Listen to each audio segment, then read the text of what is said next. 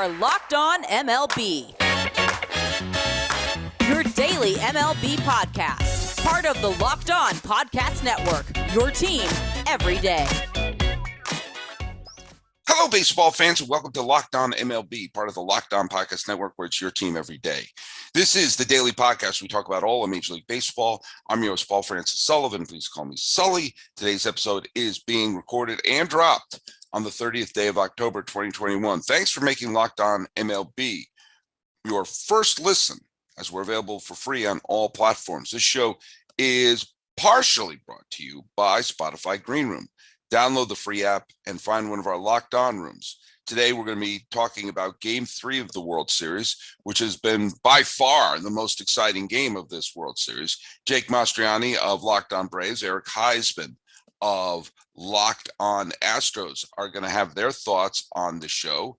And we're also going to be hearing from our Locked On Insiders, including Gordon Beckham, former White Sox infielder, and Connie Stevens, who's going to be hosting the Locked On Insider segment. I'm going to give you some of my thoughts and looking back to some of the October 30th of the past.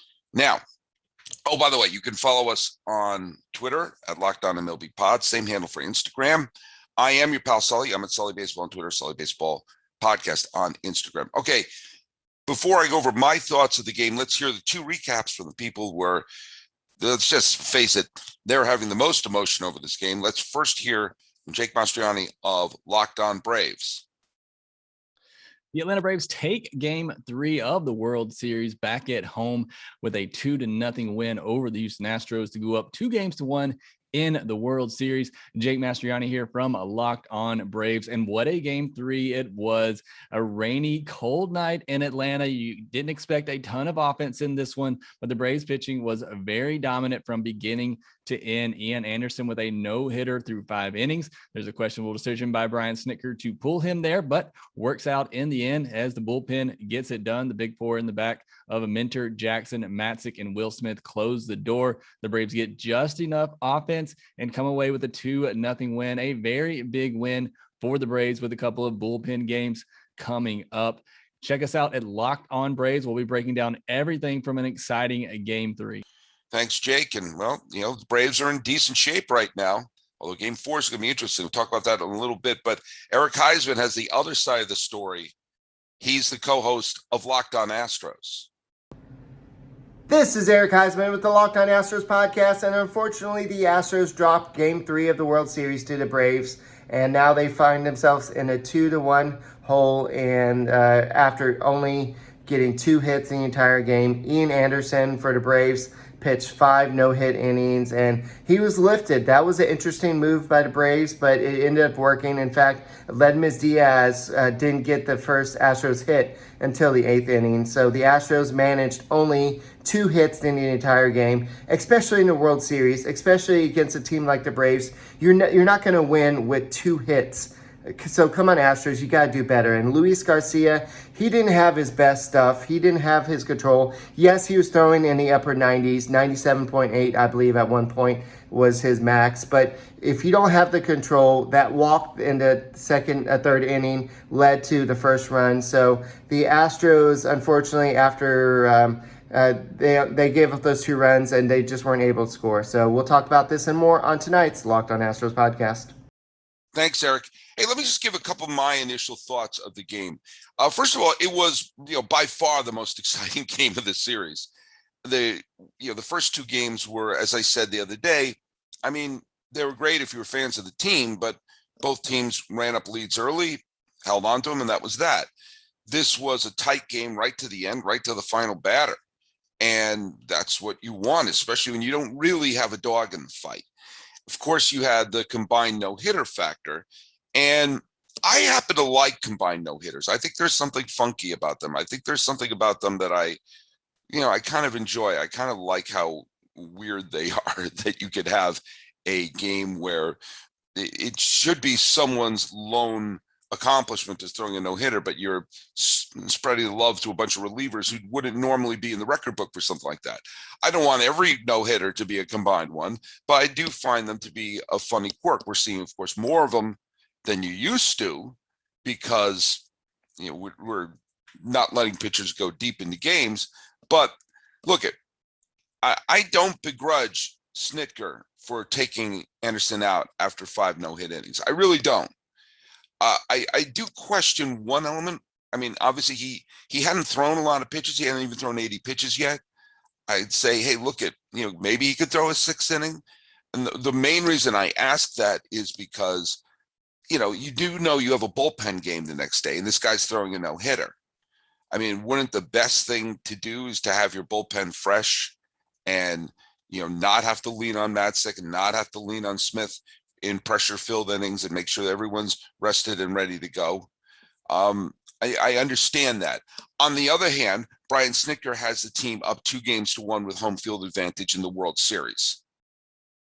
And so basically all he has to do is split the next 2 games, and he has his team on the verge of winning the World Series. So it's really, really hard for me to criticize a manager who has his team that had a losing record in early August on the verge of winning a World Series title. It's tough for me to question their strategy. And the fact of the matter is he didn't use a lot of the pitchers in, very long stretches. And mercifully, they started the inning. I'm going to get into something in just a second. So, I mean, I'm going to the box score right now. And you had Minter through 1 inning, and Minter threw, I don't think Minter even threw 10 pitches. Oh, he threw 17 pitches. That's right. Jackson came in. He threw 11 pitches. Matzik came in. He threw 15. And Smith threw 14. So on the one hand, he got through that game and nobody was worn out. So they're all available to go tonight. If the game's an early blowout, and I really hope it's not, then they probably will rest today. The question, of course, comes up, like what happened with poor Nick Pivetta in the game that I'm not completely sure is over between the Rays and the Red Sox, is if you're, playing this game of chess in the 4th and 5th inning, that by the time, if it goes into extra innings, and remember, it was 1-0 going into the 8th, and it was only 2-0. The tying run was at the plate in the 9th inning. This could have gone deep. We could have gone a long extra inning game.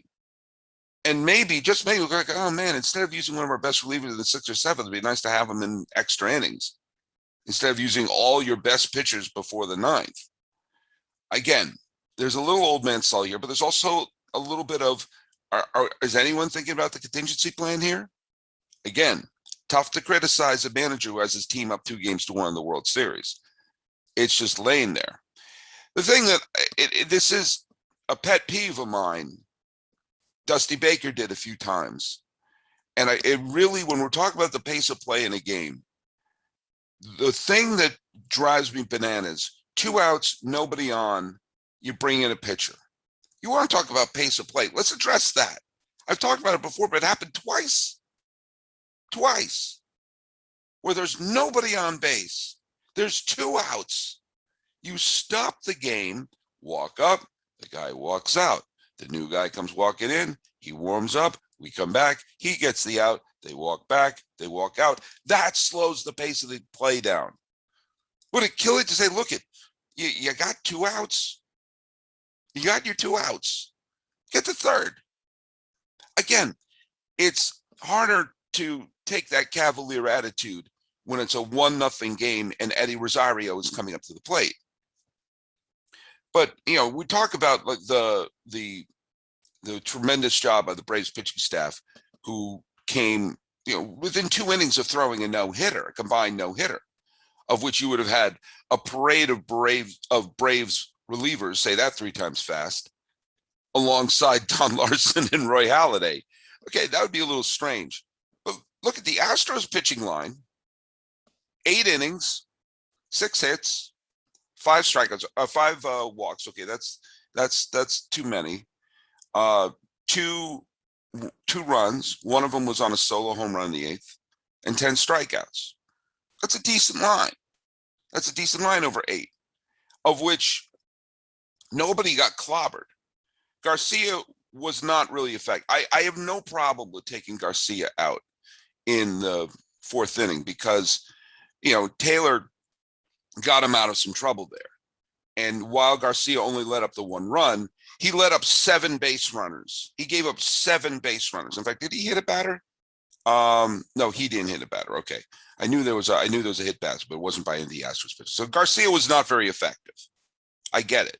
And when you're on the road and you want to stop the bleeding early, so look, we don't have time to turn this into a 2 or 3-0 game.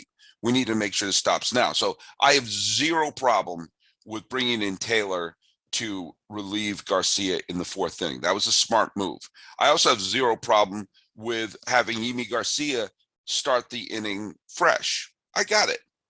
That makes total sense. But there was the relieving of Garcia, the relieving of Raley were with 2 outs and nobody on.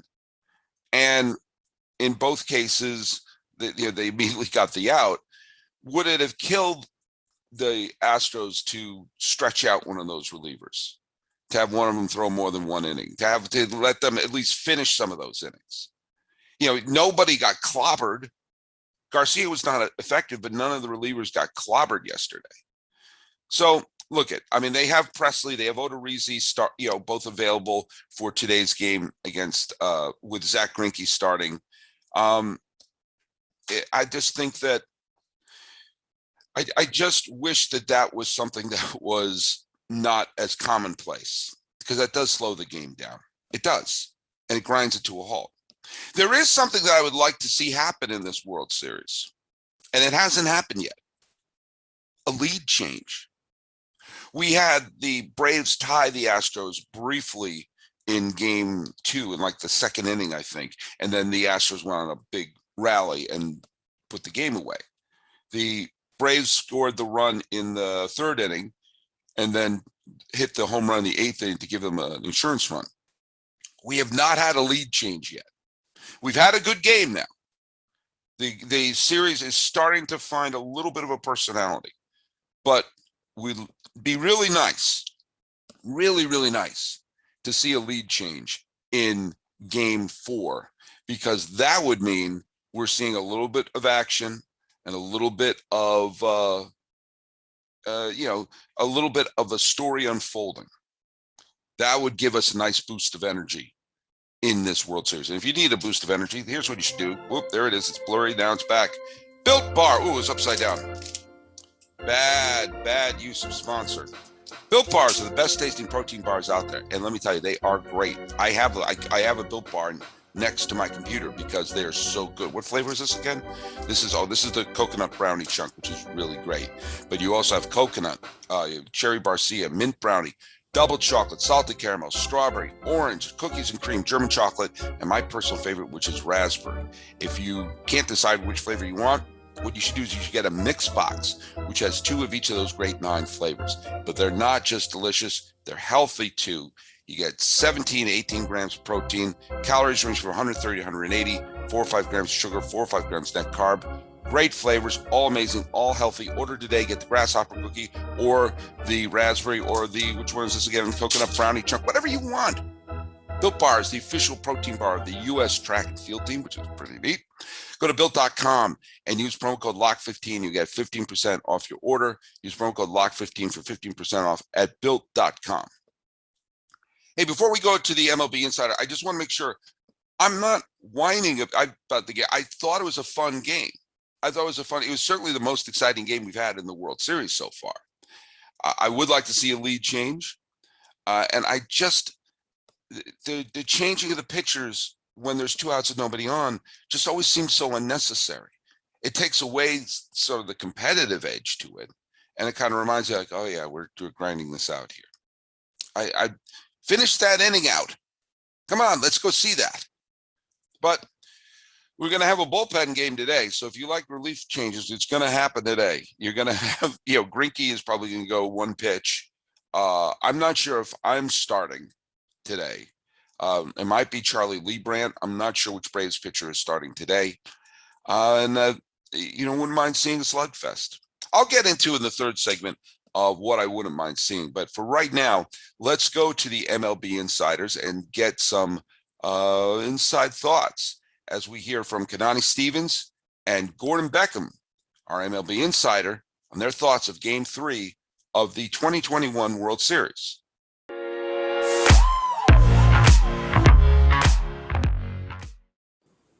Welcome into another edition of Locked On Now MLB Insider Report. I'm joined by our MLB insider, Gordon Beckham. I'm your host, Kanani Stevens. We've got some instant reaction for Game 3 of the World Series. And Gordon, I guess we were kind of due for one of these low-scoring, regular playoff baseball affairs. The Astros were held hitless until the 8th inning.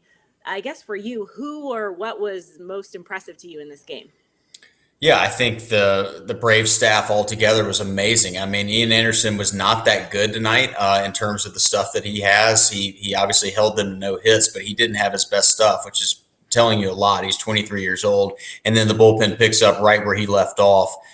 Pretty special night by the Braves in general. They didn't have to score a lot. It very easily could have been a no-hitter. I mean, one was kind of a bloop single that probably should have been caught, and the other was a good job by Bregman to get a knock later on, get the tying run to the plate. But it was a completely dominant performance by the Braves bullpen and pitching staff all together. So special night in Atlanta. Obviously, one of the things that played a factor tonight was it was cold in Atlanta, kind of unseasonably cold, and it was rainy. It was the weather was nasty. Houston's generally used to playing inside of a dome, and so it was definitely telling tonight that it got to Houston a little bit. Their offense does not look synced up at all in any fashion. They've been struggling offensively in this series, certainly.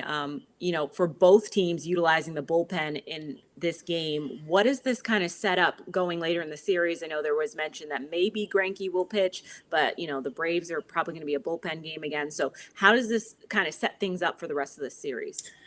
Well, winning the second game is just a big game. Or getting to 2 wins is a big game, and I think the Braves are in a pretty good spot. I mean, they used a few guys out of the bullpen tonight, but not like it wasn't like a full bullpen game. So I think obviously it's gonna pay a toll maybe on Sunday, maybe not tomorrow, but more so on Sunday. But Houston doesn't know who's pitching. Atlanta doesn't know who's pitching because of all the issues they've had. Morton went down, right? So there's just kind of a lot of unknowns, but I think that Atlanta's got to feel good about where they're at. I mean, their bullpen is pitching better than it did all season. Houston's offense, which is the best offense in the big leagues all year, just looks completely lost at the plate. And the Braves got a chance to close it out at home. I mean, obviously they got to win 2 more games, but they haven't lost. I mean, they're 6-0 this playoffs at home. So they're really feeling good at Truist Park. Obviously a disappointing performance for the Astros tonight, but the whole series has been very back and forth. It can change at any point. So far, have you been most impressed with the Braves? Is that the team that you're really seeing being successful so far in this? Yeah, I just haven't been as impressed with the Astros. I've watched them a lot this year, and their offense is dynamic, and they just don't look like they're being the offense that we know. I think that there's the time off in between series had them kind of start off, kind of rusty, and then another off day, and they looked really bad tonight against a guy that really didn't have his best stuff. I mean, he was walking guys. He hit Bregman, and so he just hit a couple guys actually. So they were getting base runners on. They're just not hitting. And so it's not so much that the Braves have been that impressive. It's been the fact that Houston has been just pretty dismal so far. I mean, they just have not done anything great. Their pitching staff has done enough to keep them in games. But at the end of the day, they got to be able to score some runs, and their offense is just not looking good. If I was a Houston fan, I wouldn't feel good about the way that they're having the at-bats they're having. It's just not a good thing. But yeah, I would say Atlanta looks like the better team right now, and they've got something going on. I mean, you've watched them the whole postseason. It's just they found a way to win. Found a way to win tonight in the bottom of the 8th. D'Arnaud hits a home run to really just kind of, put his foot on somebody's throat. I mean, it was 2 runs, but at the same time, it was like nobody was swinging the bat on Houston. So 2 runs was ball game. 2 runs felt like 10 at that point in this one. It did feel like a little bit of a missed opportunity for them. Obviously, they're still, need to win. The Braves need to win 2 games to win this World Series. But does this next game really feels like to me that it's a must win for the Astros to kind of stay in this? I think it's a must win. Now, that being said, I mean, the last time the Astros were down 2-1, they won the series, right? I mean, against Boston, they were down 2-1 and came back and won 3 straight. So you can't put anything past this team. But if the Braves go up 3-1, they're going to feel really good about that and a chance to close it out at home. I think that's going to be too much for the Astros. So yeah, I don't think it's a must win game, but if they don't win it, there's a really good chance that Atlanta's going to be holding that trophy at the end of the year. Thanks, Gordon. Obviously, Game 4 tomorrow. Game 5 is going to be on Halloween. So make sure you tune in for both teams. We have Locked On Braves and Locked On Astros. Will have you covered. For Locked On MLB Insider Gordon Beckham, I'm Kainani Stevens. Locked On, your team every day. Thanks so much, you two. Let me tell you what I really want to see. I am truthfully an Astros fans. Please take note. I want the Astros to win tonight. The main reason I want the Astros to win tonight, there's 2 reasons. First, I want it to be an exciting game. So if the Braves win on a walk-off home run, I wouldn't complain. I want to see an offense-filled victory by the Astros for one reason. I don't want tomorrow to be the end of baseball. And if the Astros win today, then we're guaranteed at least a Game 6. And I want baseball to go on beyond this weekend. That's what I want more than anything. What I really want is a game that we say, this is the blank game. This is the Michael Brantley game. This is the Freddie Freeman game. To have one player have such a great performance that we assign their name for all time to this game. That's what I want. That's what I want. But I really just want baseball to go in so we have a Game 6 and maybe a Game 7, because that's when baseball, to me, is at its best. Now, at the beginning of the World Series, predicted that the Astros would win in 5. So my prediction was completely wrong. And if I put any money on that, I would have lost it. Do you know why? Because I don't always make the best picks. I don't put my money on that, but if I did, I would have gone to BetOnline, because it's the #1 spot for all your baseball, basketball, and football action. Head to the new updated desktop or mobile website to sign up today and receive your 50% welcome bonus on your first deposit. Just use promo code LOCKEDON to receive your bonus from basketball, football, the baseball postseason, NHL, boxing, UFC, right to your favorite Las Vegas casino games. Don't wait to take advantage of all the amazing offers available for the 2021 season. BetOnline is the fastest and easiest way to bet on all your favorite sports. BetOnline is where the game starts. All right, before we go into our final segment here, I just want to point out, listen to past episodes. I sometimes make mistakes, and I called Joe Buck Jack Buck.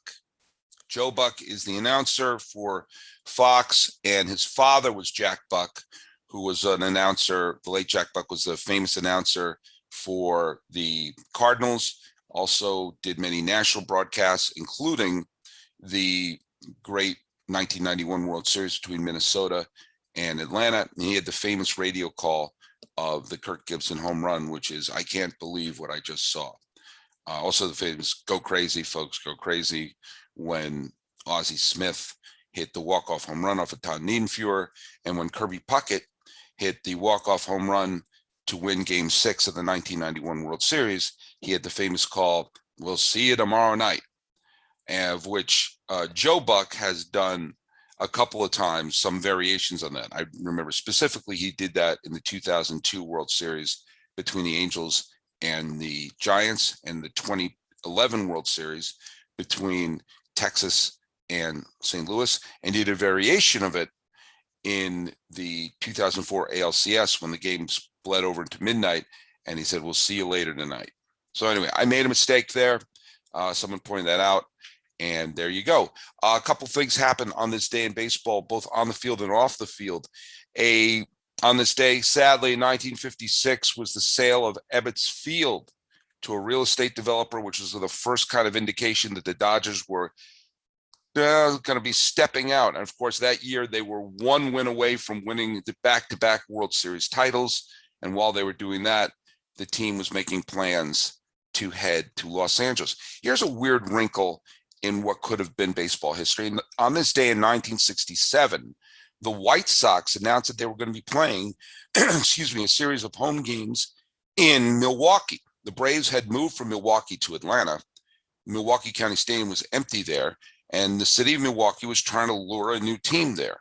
And one team that they could have lured was the White Sox, who were not exactly happy about sharing the city of Chicago with the Cubs and could have had Milwaukee all to themselves. And they were trying out, dipping their toe in it to see if they could be the Milwaukee White Sox. They did play a series of home games in Milwaukee in 1967 and in 1968. After the 1969 season, good folks of Milwaukee, led by Bud Selig, remember him, bought the Seattle Pilots, an expansion team that had a disastrous first season, and may have illegally turned them into the Milwaukee Brewers. There's always something fishy going on with Bud Selig. The lawsuits around that led directly to the formation of the Seattle Pilots, but not before Seattle tried to get another team to move to Seattle. Guess who? The White Sox. Also on this day in 2001 was the famous George Bush throwing out the first pitch at Yankee Stadium post September 11th. I was not at the stadium. I was in New York City that day, and I can tell you that while in retrospect, it's a heart-soaring and patriotic moment, while it was happening, everyone's heart was in their mouth. We weren't sure what was going to happen. We weren't sure if there was going to be an attempt on anyone's life. We weren't sure if there was going to be any violence. It was kind of scary.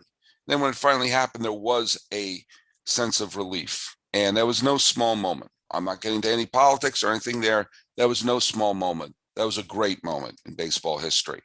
Also on this day in 2013, the Red Sox won their Boston Strong World Series 6-1 over the St. Louis Cardinals. It was actually kind of a clunker of a game. There was a big bases clearing double by Shane Victorino. Stephen Drew hit a home run. Koji Uehara got the final out, and the Red Sox clinched their first World Series at home since the 1918 World Series. They had won a couple World Series before that, and they've won another one since then. And on this day in 2019 was the last time a full season had its World Series title. That was the Washington Nationals in really an underrated game where Zach Greinke was pitching fantastic until the seventh inning. You remember Rendon hit the home run to bring the Nationals to within one, and then they relieved Greinke, and Howie Kendrick, who had a flair for the dramatic. Remember, he hit the big grand slam against the Dodgers. He was the MVP of the NLCS against St. Louis, and he had a drive that looked like it was going to be a double off the right field wall, but it just cleared the wall and ricocheted off of the foul pole, making it a go-ahead home run. The Nationals tacked on a couple runs, and for reasons I still don't understand, Garrett Cole never was brought into the game, and the Washington Nationals won the World Series. It was the first Washington World Series win since 1924, the first baseball championship the city of Washington saw in any form since the 1948 Homestead Grays, and it was a tremendous moment for a Nationals team that went on a great run with finally capped off with a World Series title.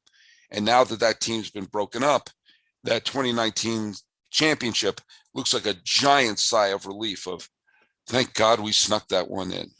So are the Astros going to win a World Series and make up for that 2019 title? Are the Braves going to make up for all of the titles that they didn't win in the 90s and 2000s? We're going to find out. We got a game going on here. Check us out in the free and easy to use Odyssey app, all the places you get your podcasts. Once again, thanks for making us at Locked On MLB your first listen. And if you're going to have a second listen, make it Locked On MLB Prospects. Host Aaron Lighton is a prospect encyclopedia, and he's going deep into the MLB stars. And tomorrow it's for free and available on all platforms. This has been Locked On MLB. I'm rocking back and forth. I'm getting excited about today's game for the 30th day of October 2021. I'm your host, Paul Francis Sullivan. Please call me Sullivan.